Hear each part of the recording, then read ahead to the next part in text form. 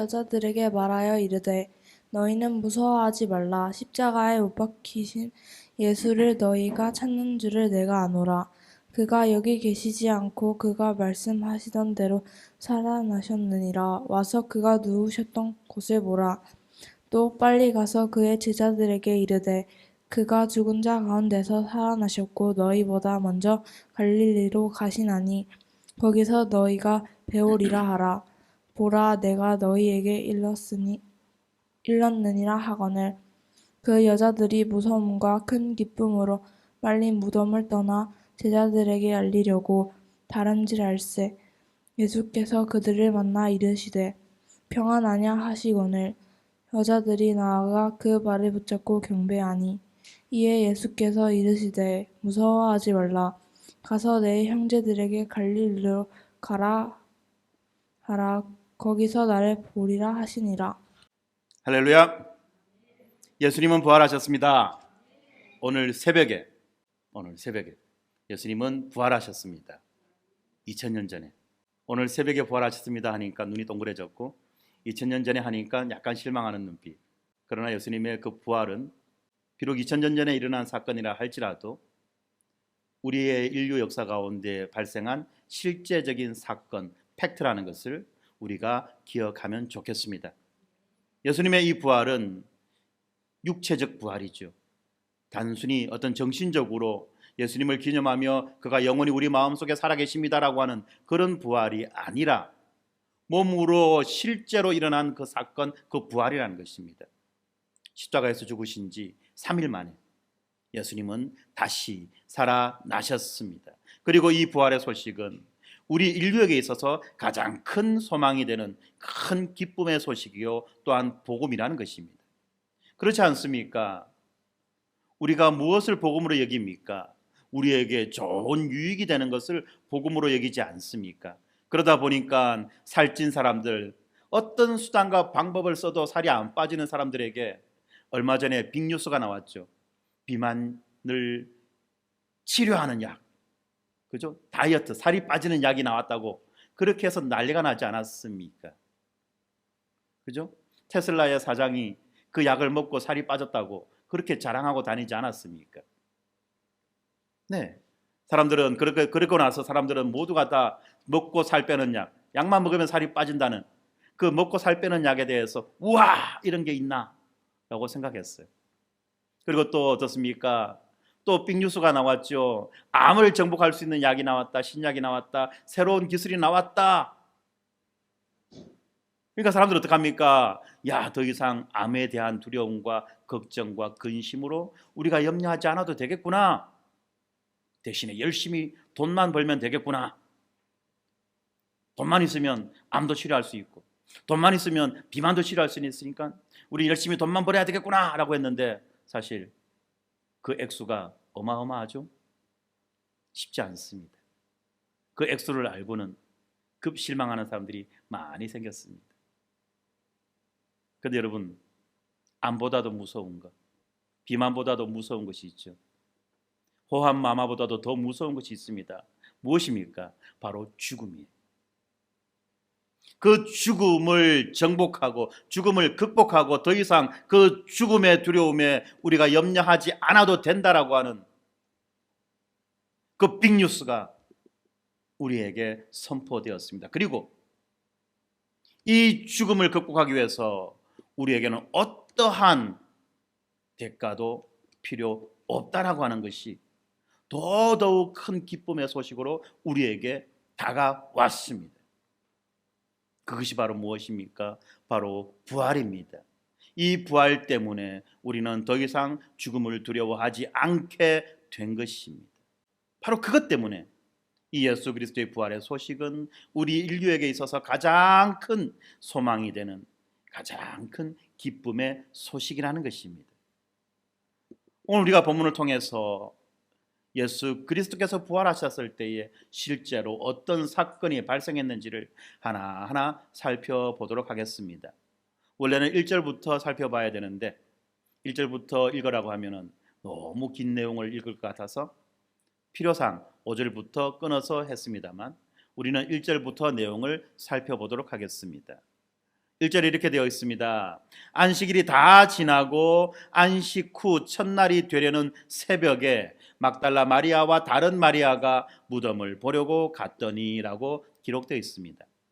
네, 안식 후 첫날 새벽에 이 막달라 마리아와 다른 마리아, 이 다른 마리아는 다른 성경에 보면 야고보와 요셉의 어머니 마리아라고 구체적으로 그가 누구인지에 대해서 신분을 말하고 있습니다. 왜냐하면 당시에 마리아라고 하는 이름은 오늘날의 철수영이만큼이나 흔한 이름이었다는 겁니다.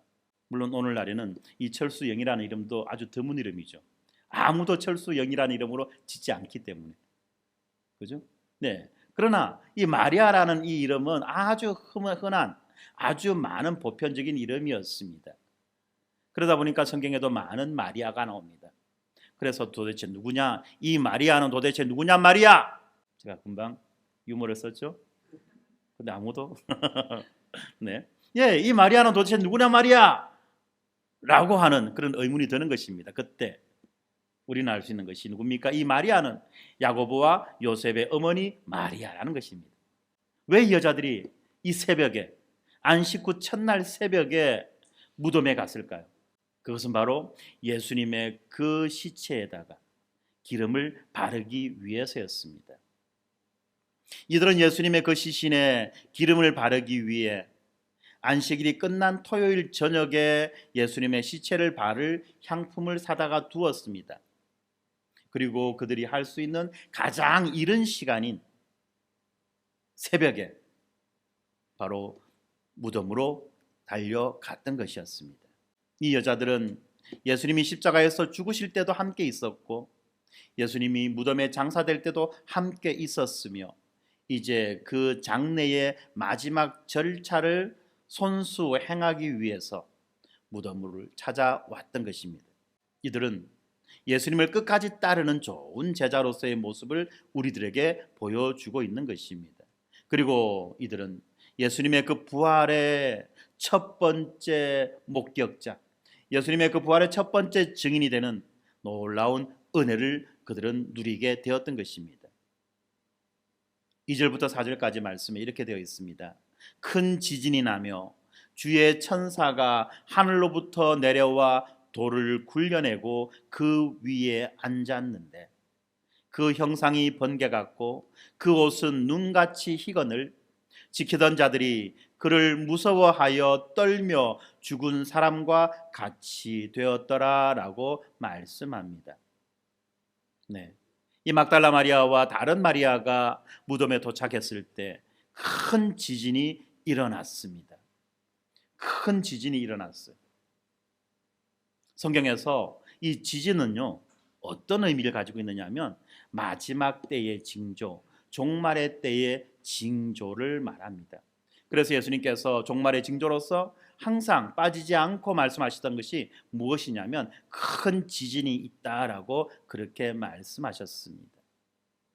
그런데 이 지진이 어떻습니까? 예수님께서 십자가에 죽으실 때에도 지진이 있었습니다.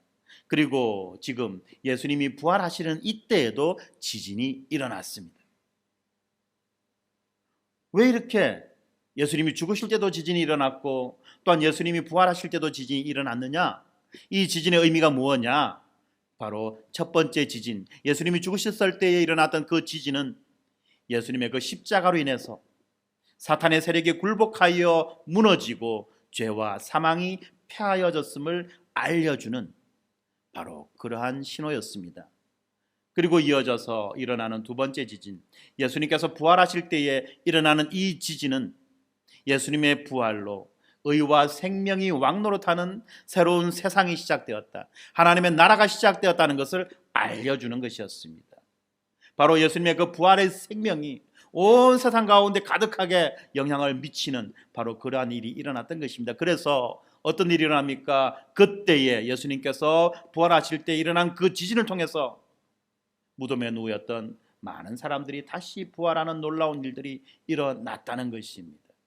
엄청난 사건이 발생했던 것이었어요. 이 지진이 일어납니다. 그리고 어떤 일이 발생합니까? 주의 천사가 하늘로부터 내려와 무덤을 막고 있던 돌을 굴려내고 그 위에 앉았습니다. 이 돌이 그냥 조만한 주먹만한 돌이 아니죠. 어마어마하게 큰 돌이에요. 장정 7명 정도가 붙어서 힘을 써야지만이 겨우 밀 수 있는 돌이었습니다. 장정 7명 정도가 붙어서 겨우 밀 수 있는 돌이라고 하면 적어도 1톤 정도는 되지 않겠습니까? 1톤이 넘어가는 그런 돌이 굴려졌던 것입니다. 그 무덤을 막고 있던 돌을 굴려내고 그 큰 돌 위에 천사가 지금 앉아 있습니다. 물론 이때 부활하신 예수님이 무덤에서 나오신 것은 아니에요. 우리가 흔히 영화를 보면은 무덤이 열리고 예수님이 무덤 안에서부터 걸어 나오시는 이런 장면을 많이 보기 때문에 무덤이 열리고 돌이 굴러나가고 그리고 난 다음에 예수님이 나오신 것처럼 생각하지만 성경에서는 그렇게 말하고 있지 않습니다. 예수님은 이미 부활하셨습니다. 그리고 무덤에 더 이상 계시지 않아요. 천사는 무엇을 보여주기 원하느냐? 바로 이 예수님이 묻혔던 그 무덤, 예수님이 누우셨던 그 무덤이 지금 비어 있다. 이미 그 무덤은 비어 있다. 그것을 보여주기 위해서 돌을 굴려서 무덤을 열어버리고 그리고 그 위에 천사가 앉아 있었던 것입니다. 천사의 모습은 그 형상이 번개 같고 그 옷은 눈같이 희었습니다. 아마 이 모습이 바로 우리가 성경을 통해서 알고 있듯이 변화산에서 예수님께서 영광의 모습으로 변했던 그 모습을 연상시켜 주고 있습니다. 그럴 때에 이 무덤을 지키고 있던 군인들은 천사를 보고 두려워하며 떨며 죽은 사람과 같이 되었다라고 성경이 말씀하고 있죠. 한번 상상해 보세요. 죽은 예수가 부활하는 그 현장, 다시 말하면 죽은 예수는 살아났는데 그 무덤을 지키고 있던 자들, 그 무덤을 지키고 있던 산자들은 지금 죽은 것과 같이 되었다는 이 본문의 표현, 이것이 우리에게 무엇을 말해주고 있습니까? 놀라운 역설이 아니겠습니까? 이어서 5절부터 7절까지는 천사가 여자들에게 말합니다. 이르되 너희는 무서워하지 말라. 십자가에 못 박히신 예수를 너희가 찾는 줄을 내가 아노라. 그가 여기 계시지 않고 그가 말씀하신 대로 살아나셨느니라. 와서 그가 누우셨던 곳을 보라. 또 빨리 가서 그의 제자들에게 이르되 그가 죽은 자 가운데서 살아나셨고 너희보다 먼저 갈릴리로 가시나니 거기서 너희가 배우리라 하라. 보라 내가 너희에게 일렀느니라 하거늘이라고 말씀합니다. 이 천사는 여자들에게 무서워하지 말라고 그렇게 말합니다. 왜 그렇습니까? 이 여자들도 아마 그 군인들처럼 무서워했을 것입니다. 엄청난 일이 벌어진 거 아십니까? 엄청난 일이 발생한 것입니다. 그렇기 때문에 천사는 이 여자들을 안심시키고 또 십자가에 못 박히신 예수를 너희가 찾는 줄을 내가 안다라고 그렇게 말하고 있습니다. 그리고 또한 천사는 예수님이 더 이상 무덤에 계시지 않고 부활하셨다고 말합니다. 특별히 천사는 예수님이 묻히셨던 무덤이 비어 있는 것을 보라고 하며 예수님이 부활하셨음을 증명하고자 했습니다. 이때에 우리는 천사가 하는 말을 잘 살펴봐야만 합니다. 천사가 뭐라고 말합니까? 그가 말씀하시던 대로 예수 그리스도는 부활하셨다라고 그렇게 말하고 있지 않습니까? 여기에서 그가 말씀하시던 대로라는 이 표현은 바로 예수님께서 말씀하셨던 그 부활의 예언이 실제로 성취되었다는 것입니다. 예수님은 그 전에 십자가에 매달리시기 전부터 그가 어떤 죽음을 죽을 것이며 또 그가 어떻게 부활하실 것인가에 대해서 제자들에게 여러 차례 말씀해 주셨습니다. 그런데 제자들은 어떻습니까? 예수님의 그 죽으심을 이해하지도 못하고 받아들이지도 못했을 뿐만 아니라 그 예수님이 부활하신다는, 죽은 사람이 다시 살아난다는 그 사실은 전혀 믿지도 못했다는 것입니다. 왜냐하면 그런 것들은 우리 경험 밖의 일이라는 것입니다. 사람이 죽으면 무덤에 묻힐 것이고 무덤에 묻히고 난 다음에는 썩을 것인데, 그것이 당연한 진리인데, 그것이 자연의 법칙인데,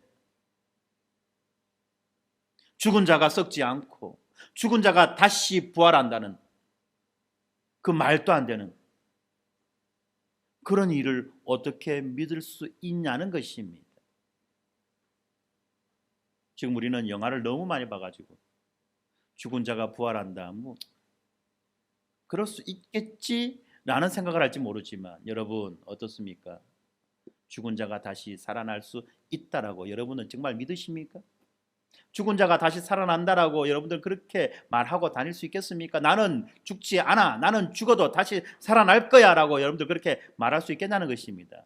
다 미쳤다고 말할 것이고 다 돌았다고 말할 것이며 광신도가 되었다라고 그렇게 말할 것입니다. 그런데 예수님이 그 말씀을 하신 거예요.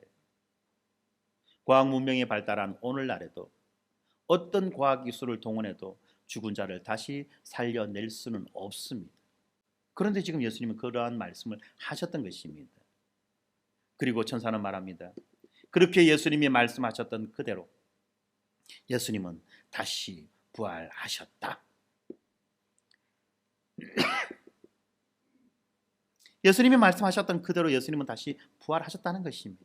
그리고 천사는 여자들에게 두 가지를 말합니다. 첫 번째는 빨리 가서 예수님의 제자들에게 예수님의 부활의 소식을 전하라고 말합니다. 그리고 두 번째는 예수님이 먼저 갈릴리로 가실 것이고 그것에서 예수님을 제자들이 만나게 될 것이다라고 그렇게 말하고 있습니다. 그 두 가지를 지금 천사는 여자들에게 말해주고 그 말을 제자들에게 전해주라고 그렇게 이야기했습니다. 그리하여 이 여자들은 예수님이 부활하셨다고 하는 그 복음의 첫 번째 전파자가 되었습니다. 그들은 어떻습니까? 부활을 증거하는 그 천사를 만났으며 그리고 그들은 빈 무덤을 목격했습니다. 그리고 이후에 부활하신 예수님을 최초로 만나 뵙는 그 영광도 누리게 되었습니다. 그리고 또한 예수님은 갈릴리에서 제자들을 만날 것이라고 그렇게 말씀하셨죠. 그런데 이 말씀을 예수님이 지금 처음 전한 것이 아니죠. 아니요. 예수님이 지금 처음 전한 것이 아니라 이 제자들이 처음 들었던 말은 아니라는 것입니다. 예수님이 십자가에 달리시기 전에 무엇라고 말씀하셨습니까? 제자들에게 너희들은 모두 나를 버릴 것이다. 너희들은 모두 나를 버릴 것이다 라고 말씀하셨고 거기에 덧붙여 한 가지 소망의 말씀을 하셨는데 그것은 뭐냐면 그러나 내가 살아난 후에 너희보다 먼저 갈릴리로 갈 것이다 라고 마태복음 26장 31절 32절에서 그렇게 말씀하셨습니다. 왜? 예수님은 부활하신 다음에 갈릴리에서 제자들을 만나겠다고 말씀을 하셨습니까? 도대체 무엇 때문에? 바로 그것은 용서와 회복의 약속인 것입니다. 갈릴리가 어떤 곳입니까? 갈릴리. 우리 아들 같은 경우는 갈릴리 이렇게 하면은 우리 교회가요 여기 오기 전에요 처음으로 예배드렸던 곳이에요 라고 말할 수 있을지 모르겠습니다. 네, 그건 우리의 개인적 경험이죠. 네. 제자들에게 있어서 이 갈릴리는 어떤 곳이냐면 바로 예수님께서 그들을 제자로 만나시고 부르셨던 곳입니다. 처음으로 그들을 만나셨던 곳이에요. 그리고 예수님은 그 갈릴리에서 그들을 제자로 삼아 가르치고 훈련시키셨던 바로 그곳이었습니다. 다시 말하면 예수님이 잡히시던 날에 예수님을 버리고 믿음도 버리고 도망갔던 그 제자들이 갈릴리에서 다시 예수님을 만나 그들의 믿음을 회복할 것이며 또한 그들이 제자로 살아갈 것이라는 것을 지금 예수님은 미리 말씀하셨던 것입니다. 그러면 도대체 예수님은 어떤 방식으로 제자들을 회복하시겠습니까? 바로 제자들은 부활하신 예수님을 직접 배웠을 때에 예수님의 모든 말씀을 이해하고 그리고 또한 확고하게 믿을 수 있었던 것이었습니다. 이제 그들도 그분 안에 거함으로 부활할 것이며 부활의 소망으로 담대히 살아갈 수 있게 된 것입니다. 부활하신 예수님을 만난 제자들은 이미 부활 생명을 가졌고 누리는 자인 교회, 곧 새 언약 백성으로 회복될 것입니다. 그리하여 예수님이 주신 모든 민족을 제자 삼으라는 바로 그 대위임 명령을 감당하며 살아가게 될 것입니다.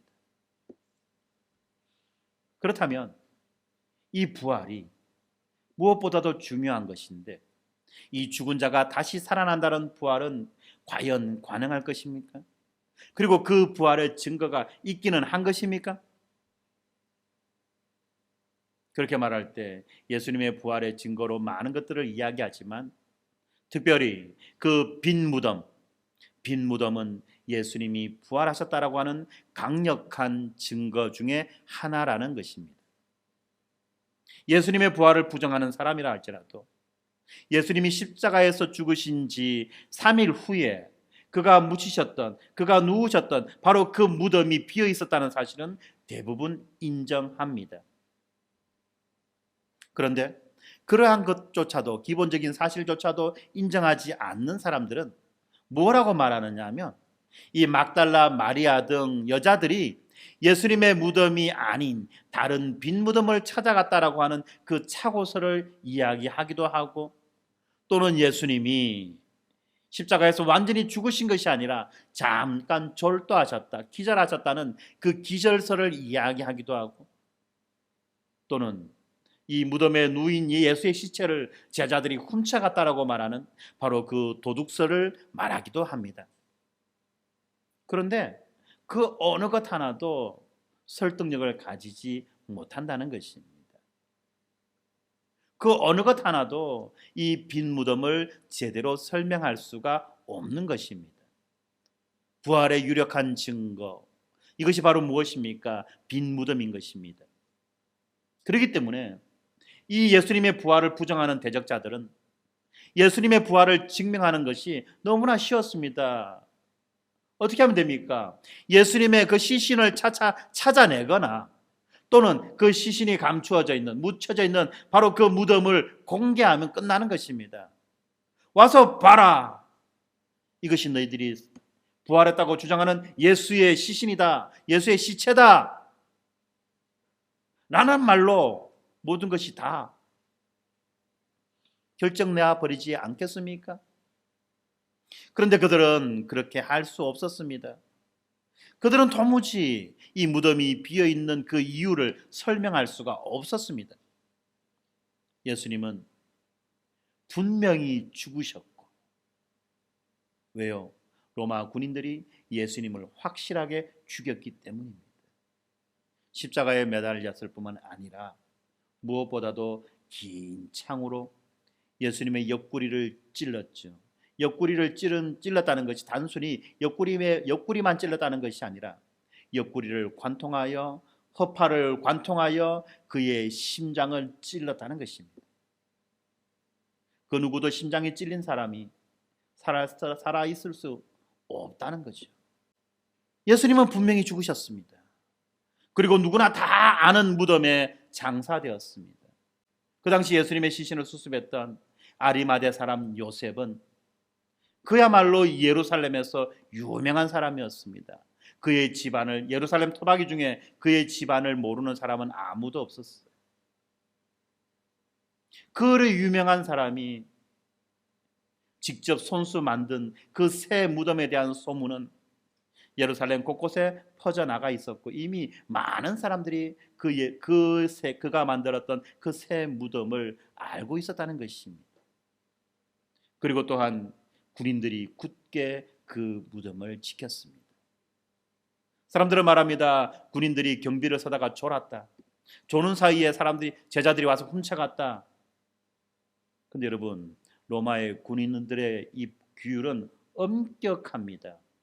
만약에 보초 서다가 졸면 그는 사형입니다. 그 누구가 자기 목숨을 걸고 잠을 잘 수 있겠냐는 것입니다. 감사해야죠. 우리는 졸아도 사형 안 시키죠. 네. 그런데 로마의 군인들은요, 어떻습니까? 네, 보초 서다 졸면 사형이에요, 사형. 근데 누가 졸 수 있겠냐는 겁니다.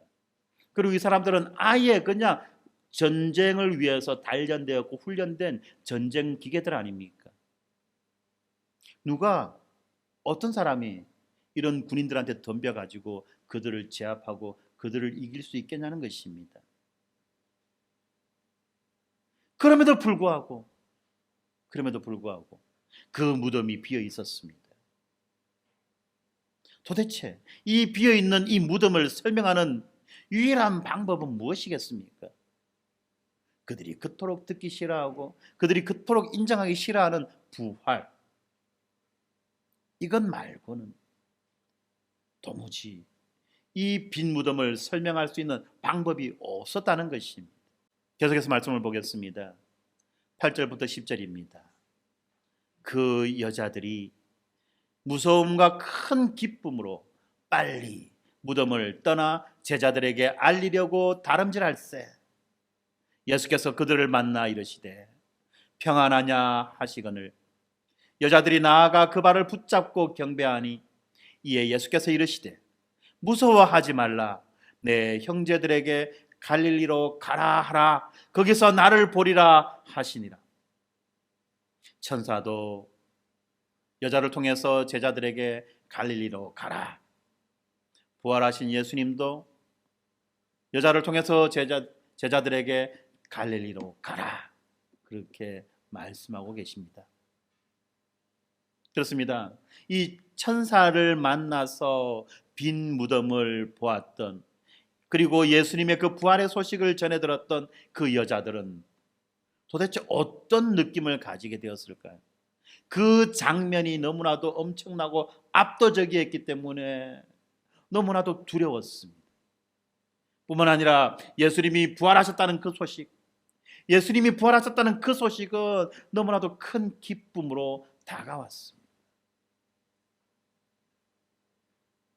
그래서 여자들은 이 소식을 제자들에게 알리기 위해서 다름질 쳤던 것입니다. 본문에서 말하고 있는 무서움과 큰 기쁨이라고 하는 이 상반된 표현, 무서움과 큰 기쁨이라고 하는 이 상반된 표현은 예수님이 부활하셨다라고 하는 가장 놀라운 소식을 접한 사람들의 그 감정을 잘 보여주는 것입니다. 여자들은 빨리 무덤을 떠나 달려갔습니다. 그리고 그때 부활하신 예수님이 여자들에게 나타나셨습니다. 예수님이 여자들에게 묻습니다. 인사합니다. 평안하냐? 우리가 잘 알고 있는 단어인 샬롬이라는 말입니다. 샬롬. 우리 표현으로 말하면 안녕하십니까? 안녕이라는 말이죠. 이 안녕이라는 이 말이 어떤 말이냐면 안전하고 아무 염려 없고 몸은 건강합니까? 라는 말이에요. 안녕이 그냥 안녕이 아니에요. 안녕의 뜻을 살펴보면 엄청나게 깊은 뜻이 있어요. 전쟁 시대에, 그죠? 전쟁 시대에 우리만큼 수많이 이 외침을 겪은 민족과 나라도 드물지 않습니까? 수천 번, 수만 번의 그 침략을 경험한 이 나라 백성들, 언제 전쟁이 일어날지 모르고, 그래서 언제 피난 가야 될지 모르는 이 나라 이 백성들 가운데에 가장 중요한 말은 무슨 말입니까? 안전하십니까? 그리고 몸은 건강하십니까? 아무 염려는 없으십니까? 라는 그 말이죠. 바로 그 말이 바로 안녕이라는 말입니다. 전쟁으로부터, 어찌할 수 없는 질병으로부터, 그리고 수시로 떠오르는 걱정과 염려로부터 여러분은 안전하십니까? 라는 그 말이 안녕이라는 말인데, 이 안녕에 해당하는 이 말이 바로 샬롬이라는 말이고, 그것을 성경에서는 평안하냐라고 번역을 했던 것입니다. 예수님이 그렇게 여자들에게 인사를 할 때에 여자들은 예수님께 나아가서 그 발을 붙잡고 예수님을 경배했습니다. 지금 예수님은 무덤까지 찾아온 여자들을 직접 만나 주심으로써 그들의 기쁨과 그들의 그 기대를 실제로 확증해 주셨던 것입니다. 그러면 도대체 이 부활이라고 하는 것은 어떤 의미를 가지고 있습니까? 도대체 이 부활이 도대체 어떤 의미를 가지고 있기 때문에 사람들은 그렇게 이 부활에 대해서 목숨을 겁니까? 바로 예수님의 부활이 가진 이 의미의 핵심은 두 가지로 정리할 수 있는데요. 첫 번째는 예수의 부활은 그의 십자가 사역이 성취되었음을 증명하는 것입니다. 예수님의 십자가 사역이 무엇입니까? 우리 대신 죄의 형벌을 담당하시어 우리를 죄와 사망으로부터 자유하게 하며 하나님 앞에서 의롭다 하려는 그 목적을 지니고 있지 않습니까? 그리고 이것을 위해서 하나님은 그의 아들 예수 그리스도를 화목 제물로 세우셨으며 예수 그리스도는 사랑으로 친히 우리를 위한 제물이 되셨습니다. 그리고 우리는 이것을 형벌 대속적 죽음이라고 그렇게 부릅니다. 예수님은 십자가에서 이 죄의 문제를 해결하시고 그리고 사망을 없애셨습니다. 그리하여 의와 생명을 가지고 오셨죠. 사탄의 세력은 굴복했으며 죽음은 사라지고 이제 영원한 생명이 나타난 것입니다. 예수님의 부활은 이 모든 일이 다 이루어졌음을 증거하며 이제 이 세상에는 생명의 세상이 된다는 바로 그 신호탄으로 역할을 하는 것입니다. 그리고 두 번째, 예수님의 부활은 모든 생명의 첫 열매이죠. 만일 예수님만 부활했다라고 하면 어떤 의미를 가지겠습니까? 예수 잘났네, 예수 참 잘난 사람이네 라는 정도에서 끝나고 말 것입니다만, 이 예수님의 부활은 모든 생명의 첫 열매, 특별히 우리 부활의 첫 열매가 되신다는 것입니다. 예수님을 믿는 사람은 예수님의 부활 생명을 선물로 받습니다.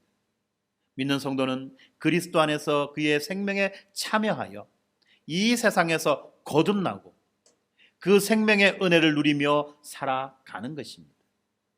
그리고 마지막 날에 주님 재림하실 때에 예수 그리스도의 영광의 몸과 같이 부활하게 될 것입니다. 이미 그리스도 안에서 새 마음으로 하나님과 교제하며 그분을 위해 살아가고 있기 때문에 우리의 생명은 시작되었고, 그리고 마지막 날에 그 생명이 완성될 것입니다.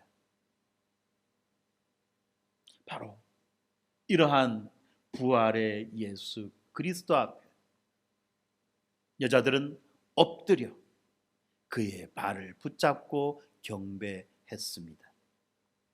특별히 본문에서 말하고 있는 예수님의 발을 붙잡았다라고 하는 이 표현을 우리는 주목해서 봐야만 합니다.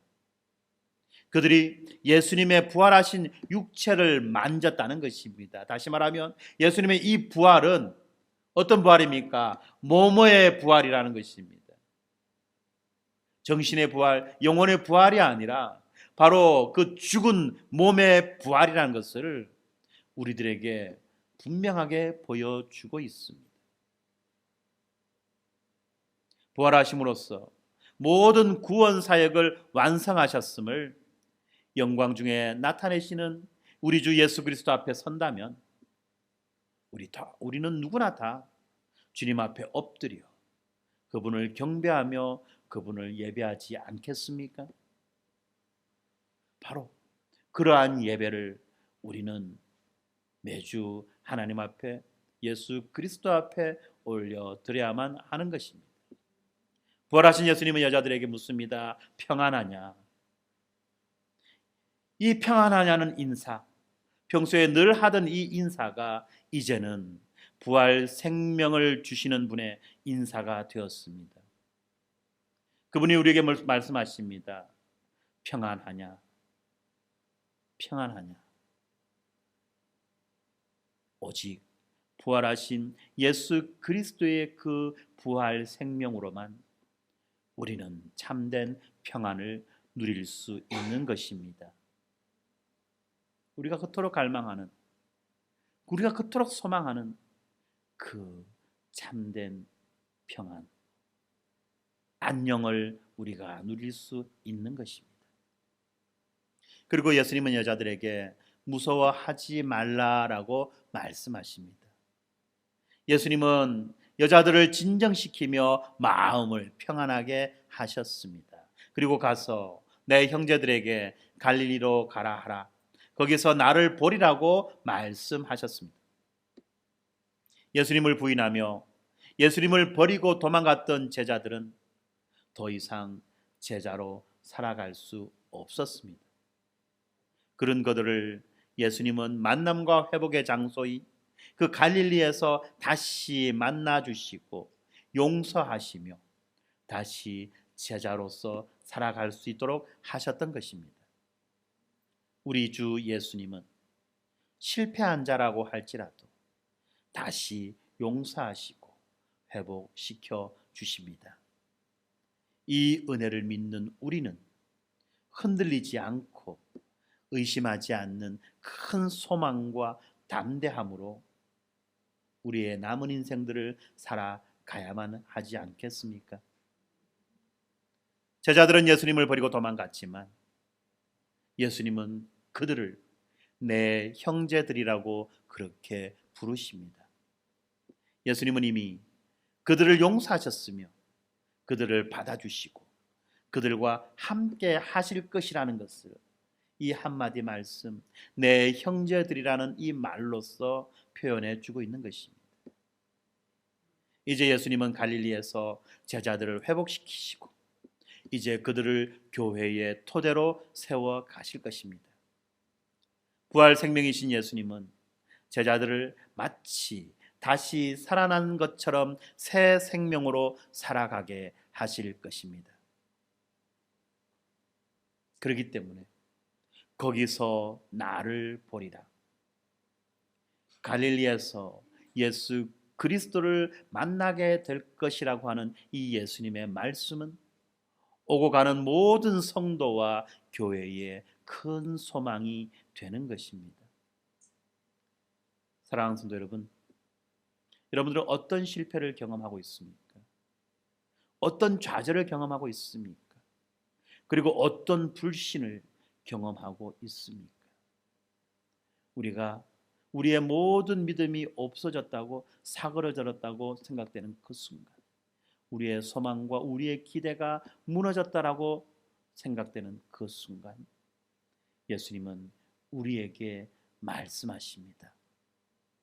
거기서 나를 보리라. 거기서 나를 보리라. 그리고 우리는 이 회복의 약속에 우리의 소망과 기대를 걸며 살아가는 것입니다.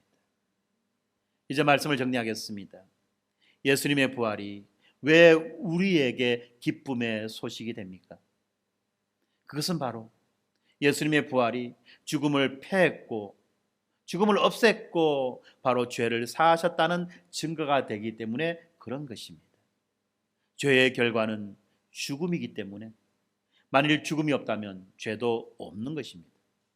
예수 그리스도를 믿는 모든 성도는 죄를 사함받고 그리스도 안에서 이 세상에서부터 영원한 생명을 누리며 그 부활의 생명을 누리며 살아가는 것입니다. 부활하신 예수님은 영적 죽음에서부터 벗어나 하나님과 교제하며 그 품 안에서 생명과 복을 누리게 하는 바로 그 생명을 우리에게 주시는 것입니다. 더 나아가 장차 주님께서 다시 오시는 그 마지막 때에 새하늘과 새 땅에서 부활한 그 몸으로 복된 삶을 누리는 그 부활 생명도 보증해 주십니다. 그렇기 때문에 예수님의 부활 소식이 우리에게 있어서는 무엇보다도 큰, 무엇보다도 기쁜 복음이 되는 것입니다. 다이어트를 할 수 있는 약이 나왔다. 암을 고칠 수 있는 약이 나왔다. 사람들은 이러한 사실에 열광합니다. 그러면 이 죽음을 극복할 수 있는 복음이 여기 있다라고 할 때 우리들은 어떤 반응을 보여야만 하겠습니까? 우리의 참된 행복을 보장하는, 우리의 참된 성공을 보장하는 바로 그 소식이 여기에 있다라고 할 때 우리들은 어떤 반응을 보여야만 하겠냐는 것입니다. 왜 아이들에게 공부하라고 말합니까? 왜 남편들에게 돈 벌어오라고 말합니까? 왜 우리는 돈을 벌기 위해서 그렇게 애를 씁니까? 바로 그것이 우리의 안전을 보장하고 우리의 행복을 보장하고 우리에게 더 나은 삶을 준다라고 그렇게 우리가 여기기 때문에 그렇지 않습니까? 그렇다고 한다면 참된 행복과 소망과 기대가 있는 이 부활의 소식 앞에 우리는 도대체 어떻게 반응해야 되겠냐는 것입니까? 부활을 믿으십니까? 아니면 부활을 믿지 않으십니까? 부활은 나와 관계없는 먼 과거의 이야기이고 다른 먼 나라의 이야기입니까? 만일 우리가 부활을 나와 관계없는 것처럼 여긴다면 여러분은 그 부활과 전혀 관계없는 사람으로 그렇게 망해야만 할 것입니다.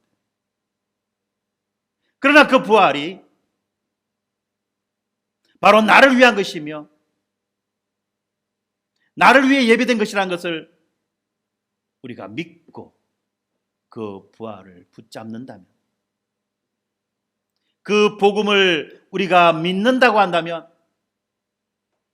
이제 그 부활은 나에게 영원한 보장, 영원한 소망으로 다가오게 될 것입니다. 예수님이 죽으실 때 끝까지 따랐던 여인들은 예수님의 부활을 처음으로 목격한 그 영광을 누렸습니다. 바로 예수님의 부활 생명은 끝까지 예수 그리스도를 따르는 제자들에게 주시는 복인 것입니다. 끝까지 제자들을 따르는 제자들에게, 끝까지 따르는 제자들에게 주신 복이라고 말하니까 어떤 분들은 여기에서 나는 아닌데, 나는 몇 번이나 예수님을 버렸는데, 모른 척 했는데, 지금도 멀리하고 싶은 마음이 있는데, 나는 그런 생각이 들지도 모르겠습니다만 예수님은 자신을 버리고 도망가며 3번씩이나 예수님을 부인했던 그 제자들을 용서하셨습니다. 그리고 만남과 회복의 장소였던 갈릴리에서 제자들을 다시 만나 그들을 회복시키시고 온전케 하시며 다시 제자로서 살아갈 수 있도록 부활 생명을 주셨습니다.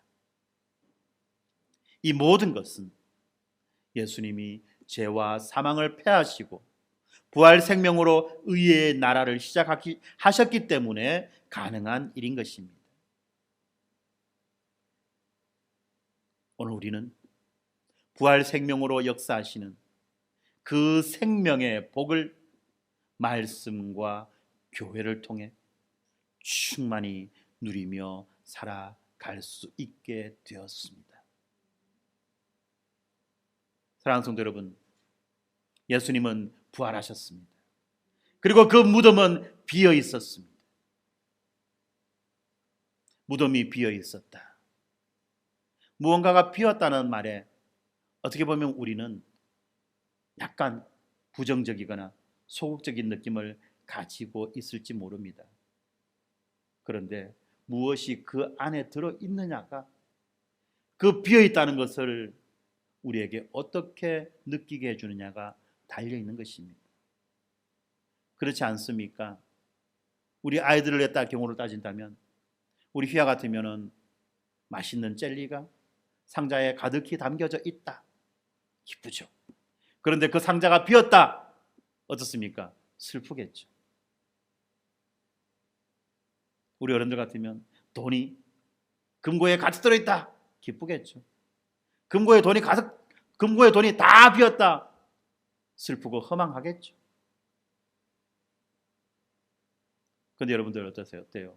내가 할 일, 투두 리스트가 가득 차 있다라면 여러분들 어떻습니까? 내가 해야 될 일이, 그 해야 될 일에 리스트가 가득 차 있다면 압박을 느끼지 않겠습니까? 그러나 그 해야 될 일이 다 비워져 있다. 싹 청소되었다. 얼마나 자유함을 얻겠습니까? 쉬어도 되겠네. 휴식이다. 휴가다. 그죠? 걱정과 근심이 마음에 가득 차 있다. 어떻습니까, 여러분들? 살만납니까? 그 걱정과 근심, 이것이 몽땅 비어 있다면 휴, 이제 조금 숨 좀 쉬겠다가 안 되겠습니까? 그런데 여러분, 가장 두렵고 가장 무서운 그 사망, 그 죽음, 그리고 죽음 이후에 그 영원한 심판, 형벌이 가득 담겨져 있는 그 무덤이 비었다. 더 이상 죽음으로 두려워하지 않아도 되고, 더 이상 영원한 고통, 그것을 염려하지 않아도 된다는 것입니다.